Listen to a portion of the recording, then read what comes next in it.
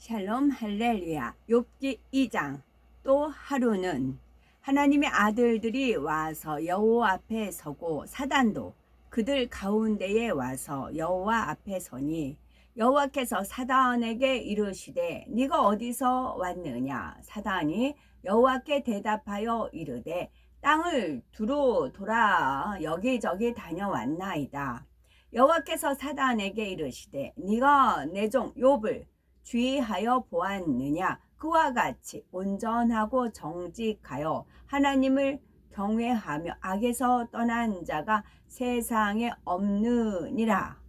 네가 나를 충동하여 까닭 없이 그를 치게 하였어도 그가 여전히 자기의 온전함을 굳게 지켰느니라.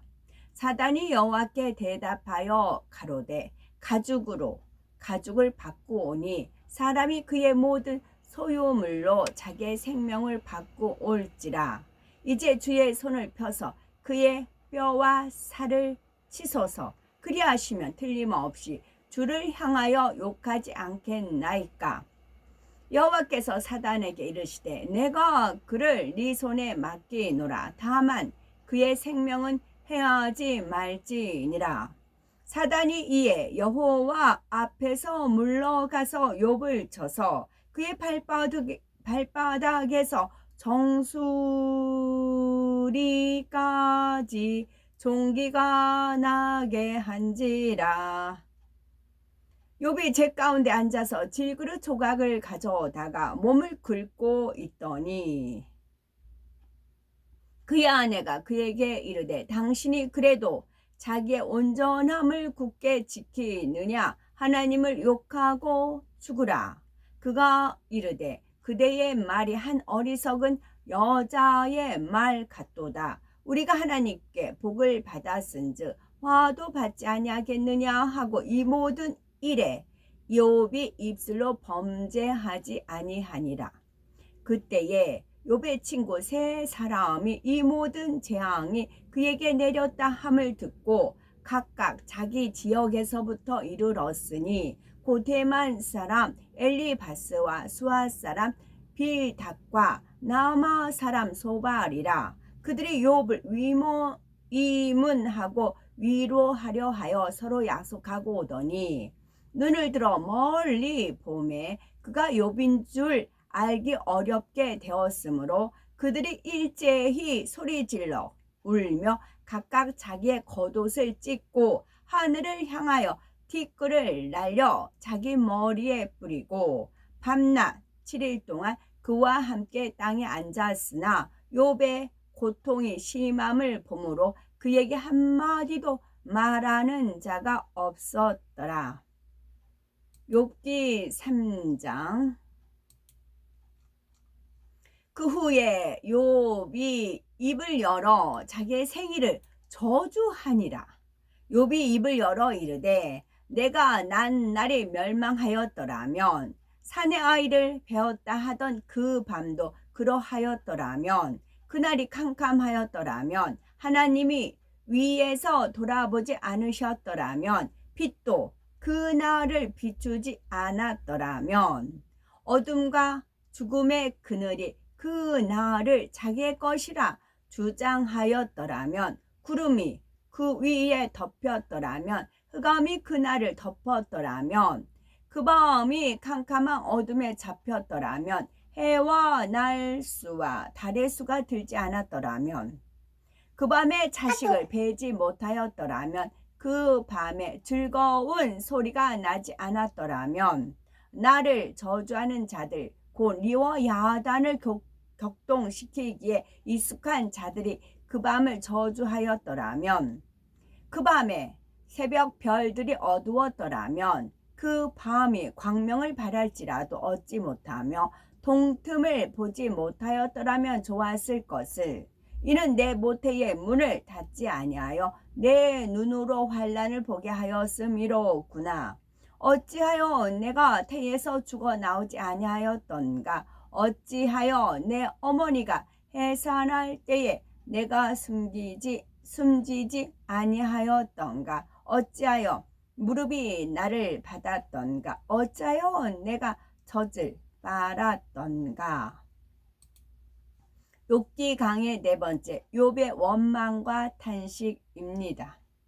욥의 2차 시험과 질병의 원인, 축복과 저주의 가난, 영계의 법칙, 그리고 욥의 원망과 탄식에 대해 살펴봅니다. 사단은 사람에게 송사거리가 없을 때까지 계속 송사합니다. 사단은 사람에게 송사거리가 없을 때까지 계속 송사합니다. 지금도 마찬가지예요. 그래서 악은 모양이라도 버리라는 겁니다. 욥은 1차 시험은 통과하였지만 그 내면에는 여전히 사단의 송사를 받을 수밖에 없는 비진리가 있었습니다. 그래서 사단은 욥을 계속하여 송사했고, 공의로우신 하나님께서는 영계의 법칙 속에서 허락하실 수밖에 없었습니다. 여기서 한 가지 명심해야 할 것은, 원수마귀 사단이 시험한 후에 잠시 물러간다 해도 여전히 호시탐탐 기회를 노린다는 것입니다. 예수님께서 40일 금식을 마친 후 원수 마귀로부터 3차례 시험을 받으시는데 3번 다 하나님의 말씀으로 물리치십니다.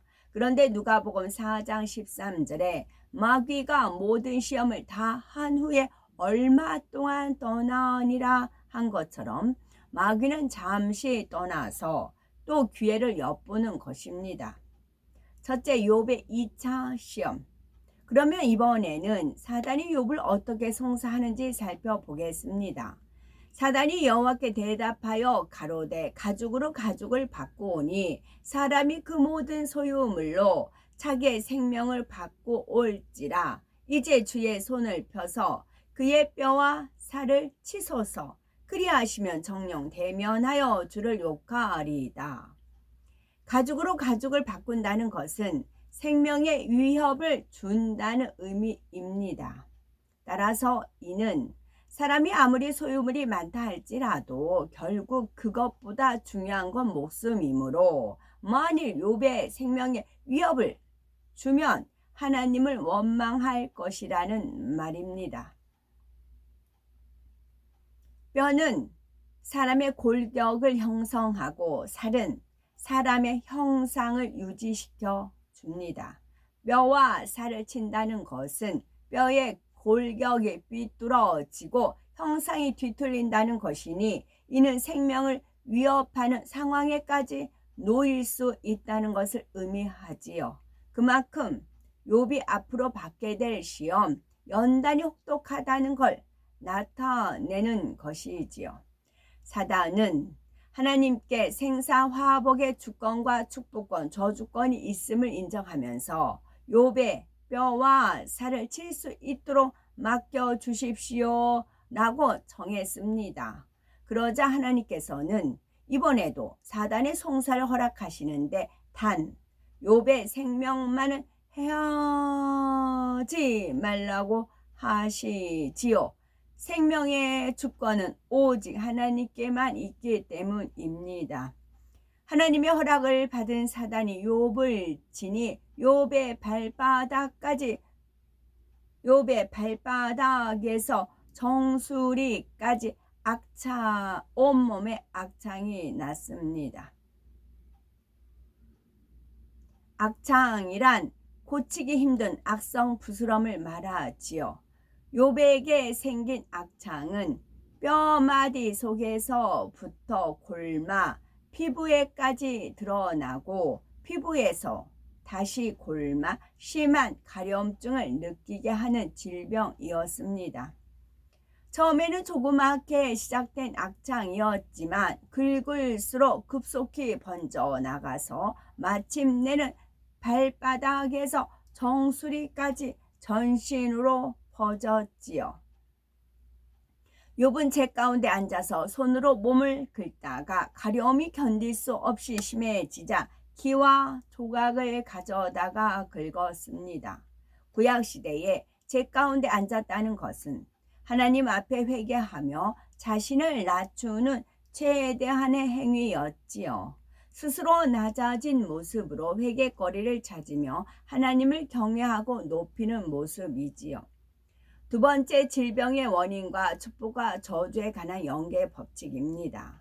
욥의 아내는 고통받는 남편을 위로하지는 못할 망정 비아냥대며 무시하고 저주의 말까지 합니다. 그런데 욥은 이런 아내에게 그대의 말이 어리석은 여자 중 하나의 말 같도다. 우리가 하나님께 복을 받았은즉 재앙도 받지 아니하겠느냐 라고 대답하며 이 모든 일에 입술로 범죄치 아니합니다.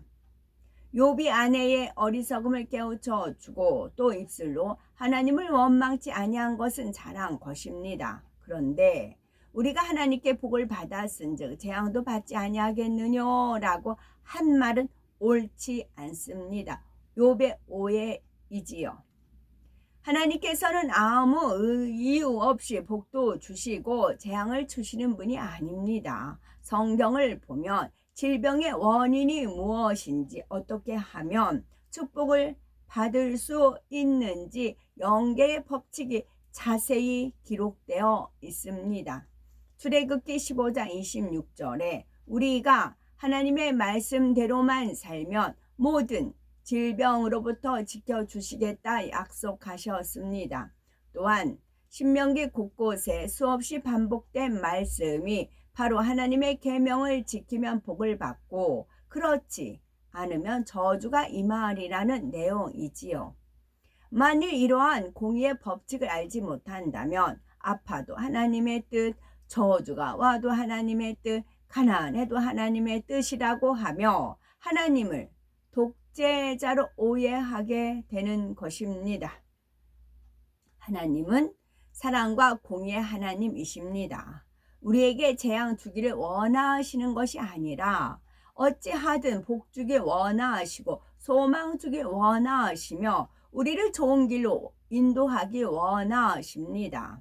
그러나 우리가 말씀을 지켜 준행하며 순종할 때는 복을 받지만 말씀에 순종치 않고 그 모든 명령과 규례를 지켜 행하지 않을 때는 저주가 임하는 것입니다.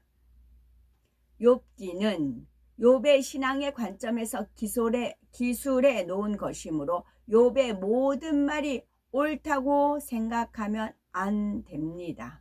이후로도 욥과 친구들의 대화를 보면 진리에 맞지 않는 내용이 많습니다. 이러한 점을 유의하여 욥기를 정확하게 해석할 수 있어야 되겠죠. 하나님께서 축복을 주실 때나 징계를 하실 때는 반드시 그만한 이유가 있습니다.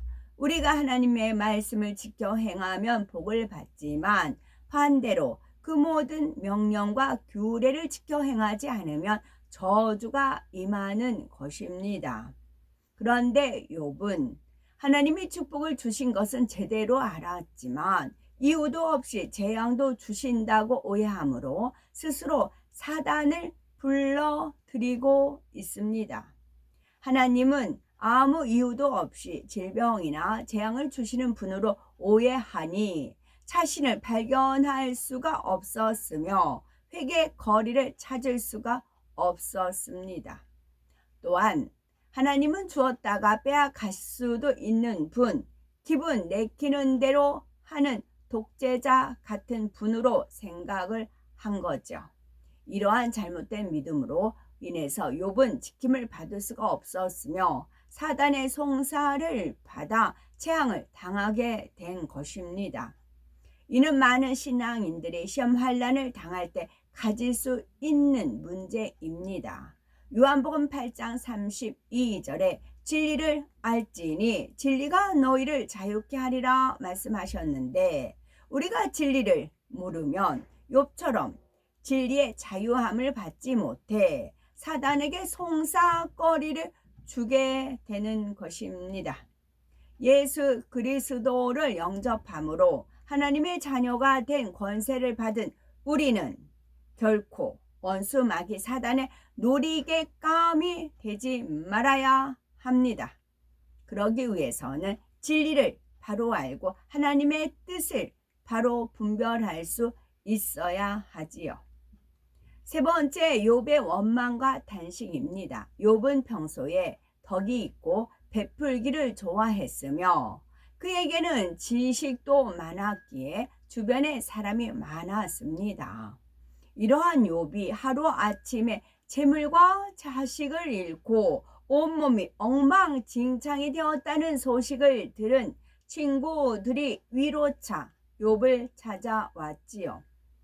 친구들이 멀리서 욥을 바라보니 그 모습이 악창으로 인해서 얼마나 흉하게 변했는지 알아보기도 힘들 정도였습니다.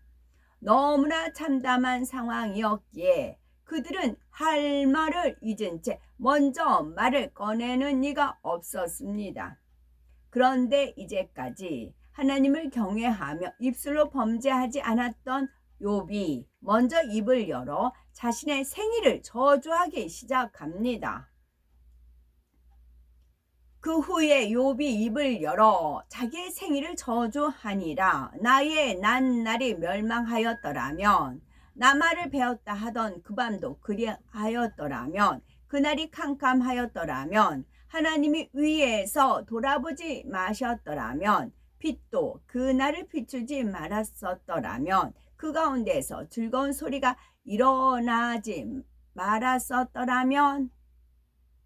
욥은 자신이 태어난 날과 자신의 생명을 저주하며 자신에게 생명을 주신 하나님까지 원망을 하지요.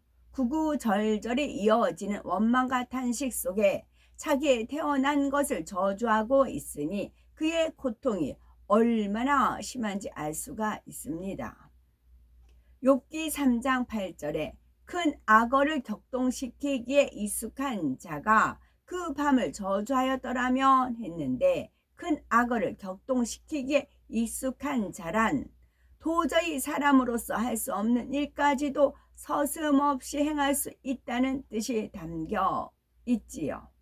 즉 욥은 악어처럼 사악한 누군가가 그 날에 부모의 생명이든 자신의 생명이든 앗아갔기를 바라는 것입니다. 욥이 이렇게 말하는 것은 자신의 출생이 원망스러웠기 때문입니다. 다음 구절을 보면 그 밤에 새벽 별들이 어두웠더라면 합니다. 성경에서 새벽별은 영적으로 각각 다른 의미로 쓰일 때가 있는데 여기에서 새벽 별들은 욥의 부모를 가리킵니다. 욥의 부모가 오늘 밤 사랑을 나누자 라고 약속한 것을 지키지 아니하였더라면 자신을 잉태하지 않았을 것이라는 뜻이지요. 또한 욥은 그 밤이 광명을 발할지라도 얻지 못하며 동틈을 보지 못하였더라면 좋았을 것을 합니다. 부모가 사랑하자고 하는 약속을 어겼다면 아무리 광명하다 할지라도 자녀를 얻지 못합니다. 또한 만일 이 세상에 동이 트지 않는다면 암흑세계가 되어서 모든 것이 끝나게 될 것이니 자신도 잉태되지 않았을 것이라는 의미이지요. 이어서 욥은 하나님께서 어머니의 태를 닫았다면 자신이 잉태되지 않았을 것이며 지금과 같은 환난을 당하지 않았을 것이라고 탄식합니다. 설사 잉태되었더라도 태에서 죽어서 나왔거나 어머니가 난산하여 자신이 죽어버렸으면 지금의 고통을 받지 않았을 것이라며 자기를 태어나게 한 부모를 원망합니다. 또 욥이 태어났을지라도 어미가 젖을 물리지 않았으면 굶어 죽었을 텐데 어미가 젖을 먹였으므로 자신이 이렇게 고통당하고 있다는 것입니다. 욥은 자신의 영혼을 하나님이 취급하시는 줄 알면서도 자신의 태어남을 저주하고 있습니다. 결과적으로 하나님을 원망하고 있는 것이지요. 잠언 10장 22절에 여호와께서 복을 주심으로 사람으로 부하게 하시고 근심을 겸하여 주지 아니하시느니라 말씀하신 대로 하나님은 복받을 사람에게 복을 주시되 재앙을 겸해서 주시는 분이 아닙니다. 사람의 방법으로 얻은 복은 언제든지 무너질 수 있지만 하나님께서 영혼이 잘된 사람에게 주시는 복은 결코 무너지지 않습니다. 하지만 욥은 하나님을 바로 알지 못하고 오해하여 두려워했지요. 욥이 가진 육신의 생각은 본성 속에 있는 악에서 비롯된 것입니다. 이러한 본성 속의 악은 바로 연단을 통해 발견할 수가 있습니다. 욥은 혹독한 연단을 받은 후에야 본성 속의 악을 깨닫게 됩니다. 그런데 꼭 혹독한 연단을 받아야만 본성의 악이 발견되는 것은 아닙니다. 하나님의 말씀과 기도로 자신을 조명하여 본성 속의 악을 발견하여 버릴 수가 있는 것입니다. 그러므로 우리는 이 욥기 말씀을 통해서 본성의 악까지 깨닫고 신속하게 버리는 복된 우리가 되어야 되겠죠. 아멘.